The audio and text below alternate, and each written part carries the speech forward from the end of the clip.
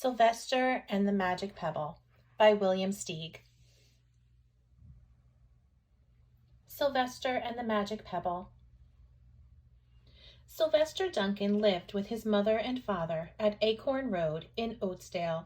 One of his hobbies was collecting pebbles of unusual shape and color. On a rainy Saturday during vacation, he found a quite extraordinary one. It was flaming red, shiny, and perfectly round, like a marble. As he was studying this remarkable pebble, he began to shiver, probably from excitement, and the rain felt cold on his back. "I wish it would stop raining," he said.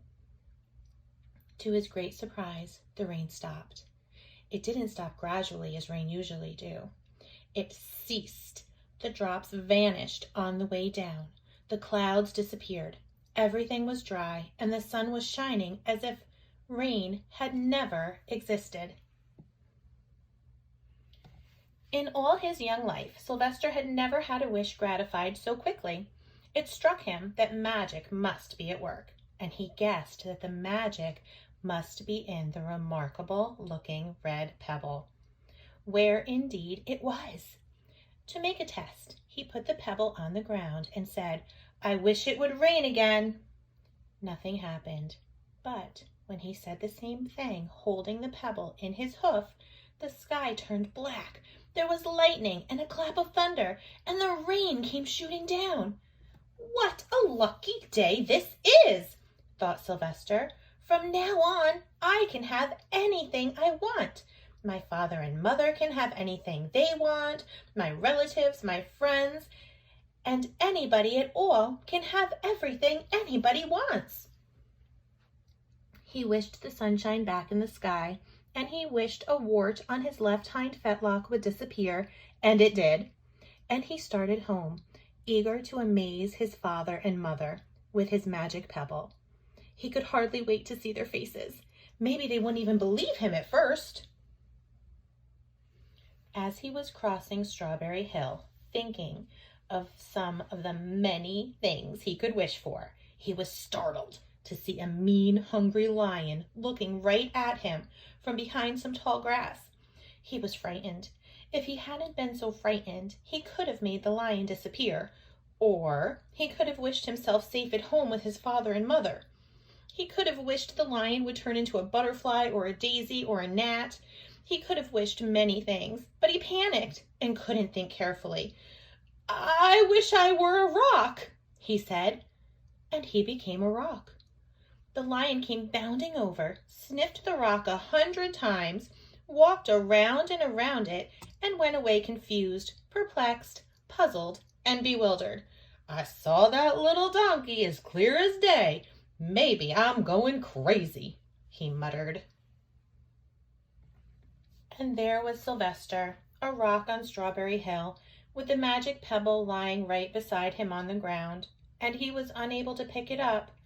"Oh, how I wish I were myself again," he thought, but nothing happened. He had to be touching the pebble to make the magic work, but there was nothing he could do about it. His thoughts began to race like mad. He was scared and worried. Being helpless, he felt hopeless. He imagined all the possibilities, and eventually he realized that his only chance of becoming himself again was for someone to find the red pebble and to wish that the rock next to it would be a donkey. Someone would surely find the red pebble.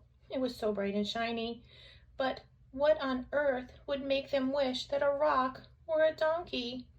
The chance was 1 in a billion at best. Sylvester fell asleep. What else could he do? Night came with many stars.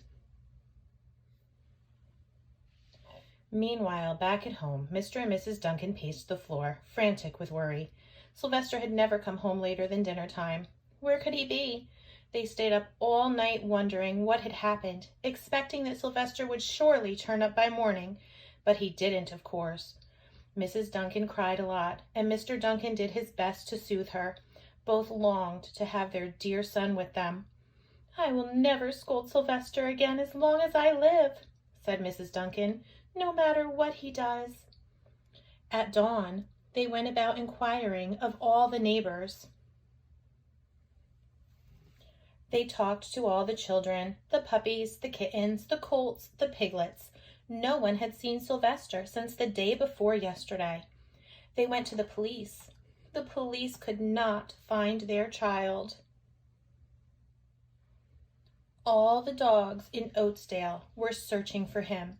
They sniffed behind every rock and tree and blade of grass, into every nook and gully of the neighborhood and beyond, but found not a scent of him. They sniffed the rock on Strawberry Hill, but it smelled like a rock. It didn't smell like Sylvester. After a month of searching the same places over and over again, and inquiring of the same animals over and over again, Mr. and Mrs. Duncan no longer knew what to do. They concluded that something dreadful must have happened, and that they would probably never see their son again, though all the time he was less than a mile away. They tried their best to be happy, to go about their usual ways, but their usual ways included Sylvester, and they were always reminded of him. They were miserable. Life had no meaning for them anymore. Night followed day, and day followed night, over and over again. Sylvester on the hill woke up less and less often. When he was awake, he was only hopeless and unhappy. He felt he would be a rock forever, and he tried to get used to it. He went into an endless sleep. The days grew colder. Fall came with the leaves changing color. Then the leaves fell, and the grass bent to the ground. Then it was winter. The winds blew this way and that. It snowed. Mostly the animals stayed indoors, living on the food they had stored up. One day a wolf sat on the rock that was Sylvester, and howled because he was hungry. Then the snows melted. The earth warmed up in the spring sun, and things budded.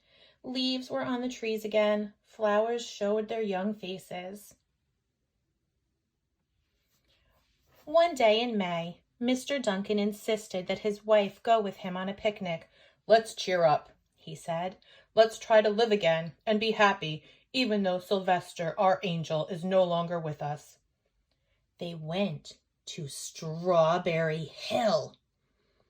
Mrs. Duncan sat down on the rock. The warmth of his own mother sitting on him woke Sylvester up from his deep winter sleep. How he wanted to shout, "Mother, Father, it's me, Sylvester, I'm right here!" But he couldn't talk. He had no voice. He was stone dumb. Mr. Duncan walked aimlessly about while Mrs. Duncan set out the picnic food on the rock: alfalfa sandwiches, pickled oats, sassafras salad, timothy compote. Suddenly, Mr. Duncan saw the red pebble. "What a fantastic pebble!" he exclaimed. "Sylvester would have loved it for his collection." He put the pebble on the rock. They sat down to eat. Sylvester was now as wide awake as a donkey that was a rock could possibly be. Mrs. Duncan felt some mysterious excitement. "You know, Father," she said suddenly, "I have the strangest feeling that our dear Sylvester is still alive and not far away." I am! Sylvester wanted to shout, but he couldn't. If only he had realized that the pebble resting on his back was the Magic Pebble! "Oh, how I wish he were here with us on this lovely May day," said Mrs. Duncan. Mr. Duncan looked sadly at the ground. "Don't you wish it too, Father?" she said. He looked at her as if to say, "How can you ask such a question?" Mr. and Mrs. Duncan looked at each other with great sorrow. "I wish I were myself again! I wish I were my real self again!" thought Sylvester. And in less than an instant, he was!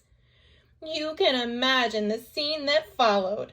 The embraces, the kisses, the questions, the answers, the loving looks, and the fond exclamations. When they had eventually calmed down a bit and had gotten home, Mr. Duncan put the magic pebble in an iron safe. Someday they might want to use it, but really, for now, what more could they wish for? They all had all that they wanted. The end.